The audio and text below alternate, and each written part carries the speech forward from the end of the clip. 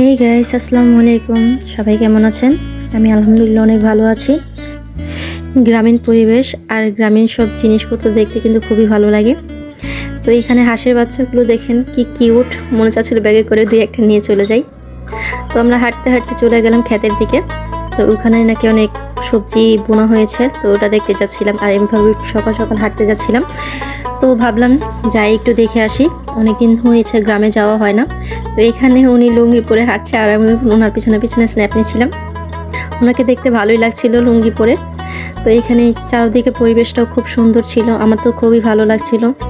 আর ওই কর্নারে ধান বোনা হচ্ছিল মেবি, তখন দেখা যাচ্ছিল না। আর এই গাছগুলো হলো গিয়ে টকপাতা গাছ, এই পাতার ভর্তা খেতেও অনেক মজা হয়। এই তো জমিতে আলু গাছ বুনেছে, কয়েক রকমের আলুই বোনা হয়েছিল এখানে। তো এগুলো মনে হয় আর গোল আলু গাছ। এখানে ধান ছিল, সাথে গোবর। গ্রাম অঞ্চলে যাবো আর গোবর দেখবো না এমন তো হয়ই না। এখানে গোবরগুলো শুকিয়ে রাখা হয়, গোবরগুলো জ্বালানি হিসেবে ব্যবহার করা হয়। তো ওই যে সামনে ধান বোনা হচ্ছে, এটা কোনো মেশিনে ধান বোনা হচ্ছে না, ওনারা নিজেই এটা বানিয়ে নিয়েছে পায়ে ভাঙার জন্য।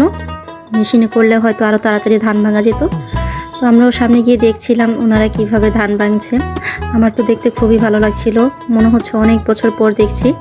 তো এখানে বাবু ভাইয়া ধান ভাঙার জন্য এসেছে। বাবু ভাইয়াকে বললাম, দেখি ভাইয়া আপনি কতটুকু পারেন। বাবু ভাইয়া বলো, অনেকদিন হয়েছে করি না, হয়তো পারবো। বাবু ভাইয়া বলছিল যে আমি একবার ওকে দেখিয়ে দিই, তারপর ও করুক, তাহলে পারবে। তো উনিও দেখছিল, কারণ উনি তো কখনই করেনি, বাবু ভাই আগে করেছিল, তাই ওনাকে দেখিয়ে দিয়েছিল।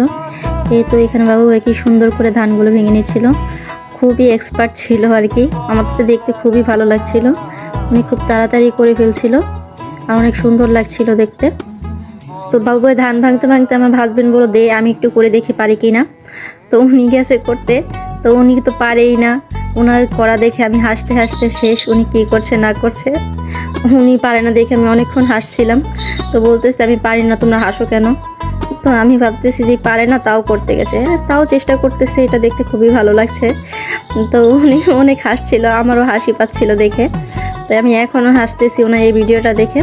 কিন্তু যাই হোক, ওনাকে কিন্তু খুব সুন্দর লাগছিল, মনে হচ্ছিল একজন গায়ের ছেলেই, দেখতে খুব ভালো লাগছিল। সাথে পড়েছে লুঙ্গি, আর তো কোনো কথাই নেই। তো উনি করতে করতে অনেকটাই শিখে গেছিলো। তো ওনাদের ধান ভাঙা অনেকটা হয়ে গেছে, তাও আমরা বলাতে ওনারা বললো যে আচ্ছা করো, দেখো পারো কি না। তো ধান টান ভেঙে চলে আসলাম রাস্তার দিকে। এখানে ইট খোলা ছিল, এই প্রথম নিজের চোখে ইট খোলা দেখলাম, তাও সরাসরি এখান থেকে মাটি কেটে ইট তৈরি করা হয়। তো এরকম অনেক ইট তৈরি করেছিল ওনারা, তো আমি দেখছিলাম দাঁড়িয়ে দাঁড়িয়ে, খুব ভালো লাগছিল। আর মাটিগুলো এভাবে সাজিয়ে রেখেছিল, মনে হচ্ছিল এক একটা পাহাড়। তো এই তো গোধূলির বিকেল,